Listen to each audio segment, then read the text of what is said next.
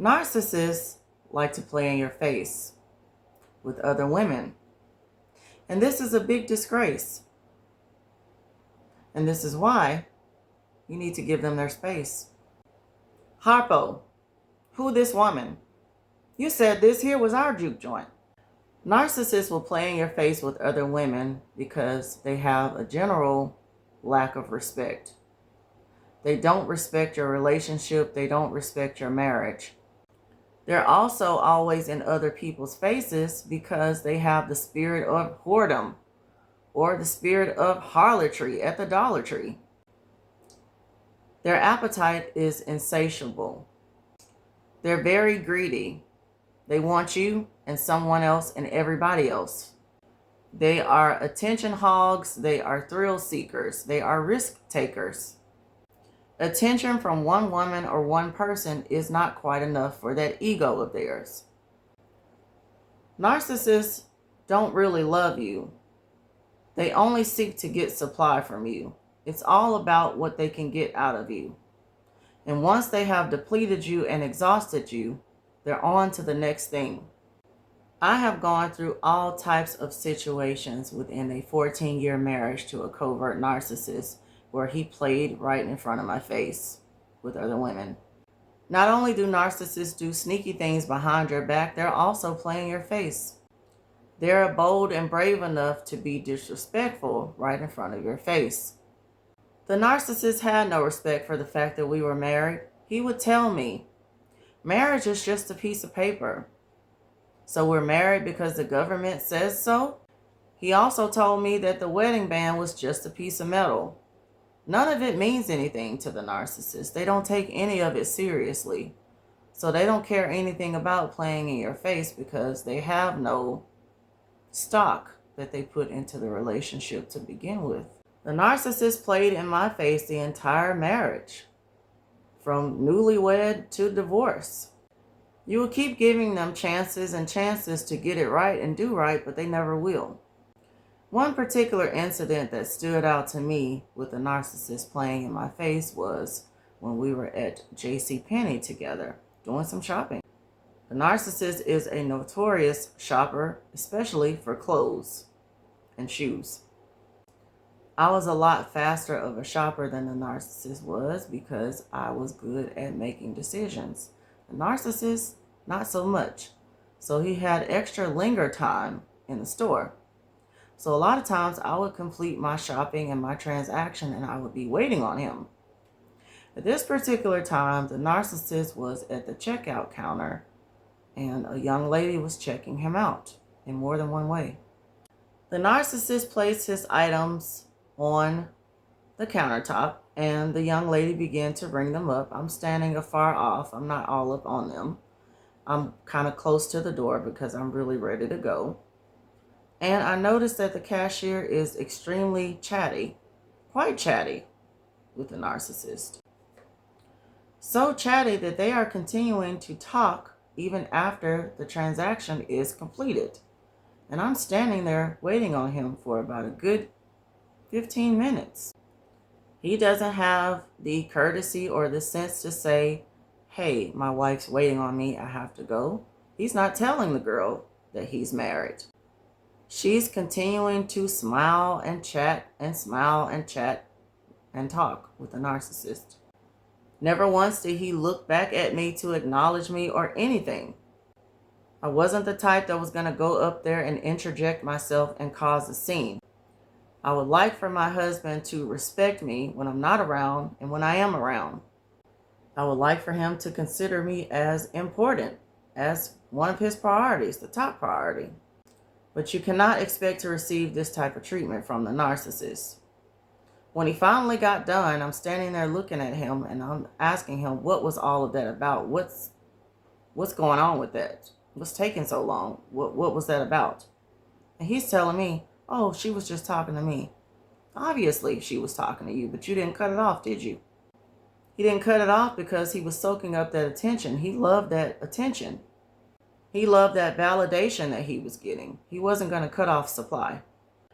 When I think back over the conversation, I believe this girl was so comfortable chatting with him because he had come in that store before and allowed this kind of behavior. She didn't see it any different. And I wouldn't put it past the narcissist that he told her that I was a family member. I was his sister or cousin rather than his wife. A second incident that stands out to me was seeing another young girl at a grocery store as we enter into the grocery store.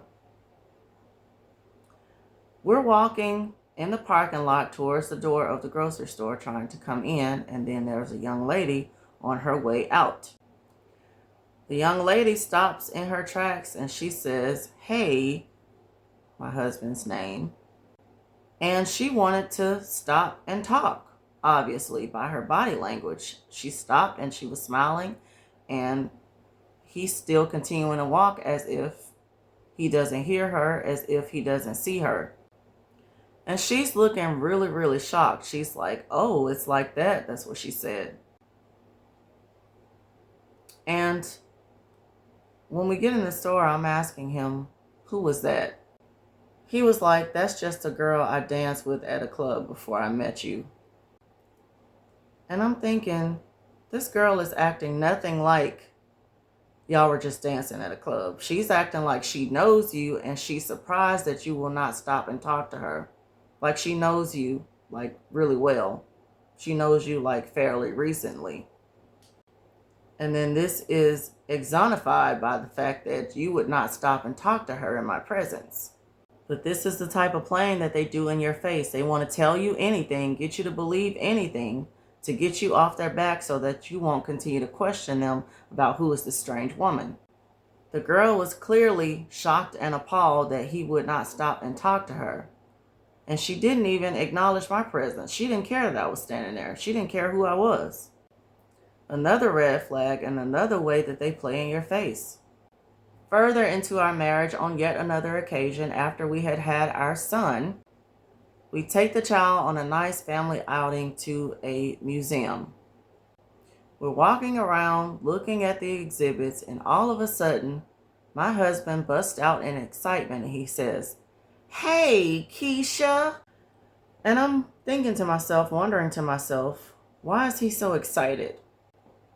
This was another young looking lady, but unlike the other times, this lady had a gentleman with her, a companion with her man, I would assume, with their child.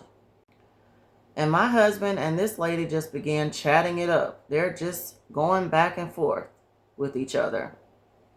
My husband has not said, "Keisha, this is my wife, Franzella." Nothing like that. And the young lady has not introduced her significant other to anybody either. They're just standing there chit-chatting with each other, just like our significant others are not there in the room.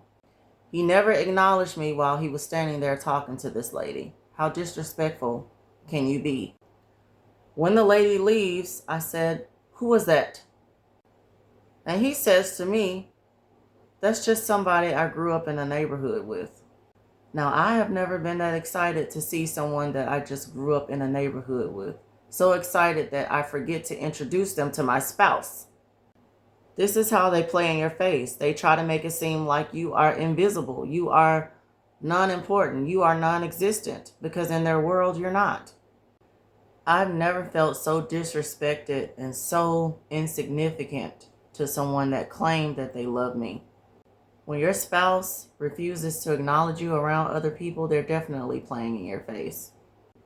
On these 3 occasions that I mentioned, it's very ironic also that the woman in all 3 of these situations did not acknowledge me either. And I believe this is because there is something going on, or had been going on, that shouldn't have been going on. The narcissist probably gave them the impression that you didn't matter, that you don't matter. There are some people out there who will know that someone is married and they still will mess with that person. They want to be the person that takes the person away from the married person. It's all a game to these people. They don't care about being home wreckers, and they don't care about busting up people's lives. 2 other situations stick out to me during this 14-year marriage to a covert narcissist concerning him playing in my face. The narcissist at one time lost one of his jobs, and with that, we only had one vehicle. It was my vehicle, and he would drop me off for work while he was allegedly going to look for jobs in my vehicle. And one of my friends came and told me that she saw another woman in my vehicle at a gas station. And I come home and I confront the narcissist about this, and he tells me that it's not true. And I'm in the vehicle one day and I find an earring that does not belong to me, and I also find fingernails that don't belong to me. They play in your face by lying to you. The last thing that I remember about the narcissist playing in my face was one time when he was in jail for traffic violations, traffic fines, driving without a license, driving with a suspended license. He was at the jail cell needing for someone to place money on his books so that he can get out. He wanted me to place my rent money on his books, and I refused to do so.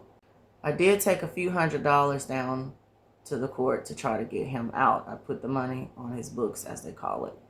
When I get down there, there is a woman standing in the teller line next to me, and she's also putting money on his books. I thought it was a family member when they said his name. Turns out she is the mom of a young lady that's sitting in the car. And the mom tells me, "Oh, my daughter is just pen pals with your husband." Doesn't make any sense to me at all. He hadn't been in jail long enough to have a pen pal. I go home and I confront the narcissist about it, and he tells me that that is just someone that he knew from his past life when he used to sell pharmaceuticals, someone that owed him money.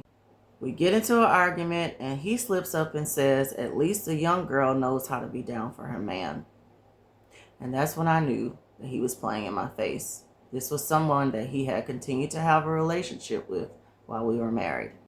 When you're dealing with a narcissist, the disrespect is on a whole nother level. There is no such thing as loyalty. Even if you're married to a narcissist will not honor marriage. They don't believe in contracts. They don't believe in anything that's going to have them to do something that is outside of their selfish. Even though the vows say love, honor, and cherish, the narcissist will do no such thing. Husbands ought to love their wives just as Christ loved the church, inasmuch as he gave his life for it. A narcissist will never lay down their life for you because they are too selfish to do that. Narcissists don't love you. A narcissist is not going to be faithful to you. They don't believe in commitment. You're too serious of a person to allow a narcissist to play in your face. You're too committed of a person to allow a narcissist to play in your face. Too loving and too kind. You don't deserve for anyone to be playing in your face. You try your best to be faithful and loyal. You commit yourself, and the narcissist will not return that to you. If you're with a narcissist, you have to accept the truth that you are unequally yoked with an unbeliever. You have to accept the truth that this is not a suitable mate for you. You have to accept the truth that you cannot walk with this person because the two of you do not agree. You have to accept the truth that God did not bring you together. You cannot expect a dishonest person to honor a covenant with you. It's just not going to happen. A deceiver will never tell the truth. You have to accept the fact that this person will never be faithful to you. A narcissist cannot give you anything that they don't have on the inside of them. They don't have any of the things that it takes to have a successful marriage, a successful relationship. You have to accept the fact that this person does not walk in truth. You have to take back your dignity and your self-respect by leaving this narcissist behind and moving forward.